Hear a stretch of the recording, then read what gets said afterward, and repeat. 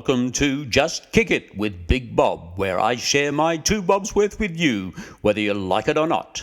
No one is asking for my advice. I am well aware of that fact. However, a leopard cannot change his or her stripes with all the will in the world, and so I don't offer free advice lightly nor without due consternation. And at this moment in time, I have top of mind all you coaches and would-be phantasmagorical coaches of the mind of whom there are multitudes.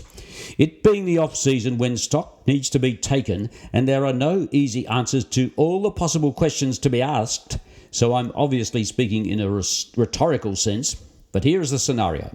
Your team finds itself in the egregious position of finding itself behind the 8 ball at the middle of the end of the first half, and the opposition is going from strength to strength to strength. That's when the coach needs to dig deep into his bag of tricks and come up with a raft of options and tranche of measures to stem the tide. At this vital juncture of the game, it is evident that the coach has been unable to control the uncontrollables, and that he or she, as the case may be, has adopted a policy of, as it were, strategic ambiguity. Now, whether by default or design, this inevitably leads to confused looks on the players' faces, which is not to be mistaken for indigestion or some other gastrointestinal ailment that, by the way, has decimated more than one club's finals chances in the past with disastrous results and a detrimental effect on all concerned, not least the property steward.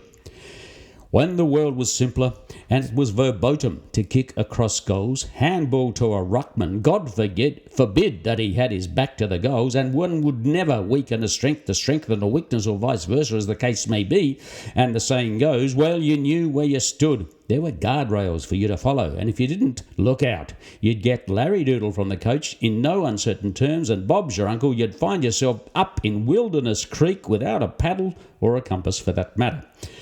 But as we all know only too well, times have changed, and in the modern game, even though we are swimming in the same waters, it's a fish of a different colour entirely and in its entirety. To me, the game appears to be in a state of suspended adolescence, if you'll forgive the expression, and is struggling like the proverbial Tommy Rough out of water to find its feet, which is obviously not possible, excluding, of course, the axolotls of this world. There is so much statistical analysis and so-called data, whatever label you like to stick on it, that the players and coaches alike are in danger of knowing too much. And by that I mean they have too readily tapped into the universal conversation in the AI sense of the word. That's capital A, capital I. But if it was good enough for Albert Einstein to wear the same clothes every day of his life, a grey bag of fruit, by the way, it's good enough for the coaches and players alike to stick to the knitting and learn how to put their own boots and socks on properly without trying to reinvent the wheel. Failure to heed this advice will necessitate players requiring a map and a slide rule to decipher the pre-game address. Dangerous territory, do not enter. When you're out on a limb at the end of the seesaw, you need to get back to basics. Forget about kicking backwards or to the fat side where the percentages are low and you're in an untoward situation, in the directional sense of the word, because when all is said and done, there are no shortcuts in this game, and why not kick to the safe side, skinny though it may be, towards your end without falling into what I like to call the Goldilocks trap, i.e. everything having to be just centimetre perfect. Nor is anything set in concrete or granite, if you prefer, because by definition it's a game of innovation that is unformulaic in the non-religious sense of the word, no pun intended. Furthermore, I must not forget to mention that it goes without saying that clubs could do worse than to adopt the practice of that well-known Sicilian self-help association of identifying the bad apple at the bottom of the barrel and scrape it out without further ado.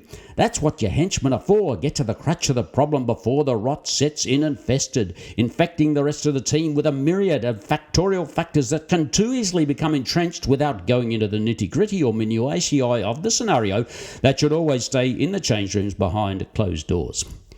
Or as you well know, normality is a paved road comfortable to walk on, but no petunias grow there. I trust that puts the matter to bed where it belongs, and I'd better put a full stop there. But by the way, thanks for all the cards and letters. As it turns out, it was merely a persistent case of wind. Rest assured there is still smoke coming out of this chimney. You've been hearing and feeling Big Bob with my 2 bobs worth, whether you like it or not, and you don't get much for 2 bob these days. Adios amigos. It's only a whimsical notion, but I might fly to Rio tonight. But I probably won't go down to Rio. But then again, I just might. Yabba dabba doo.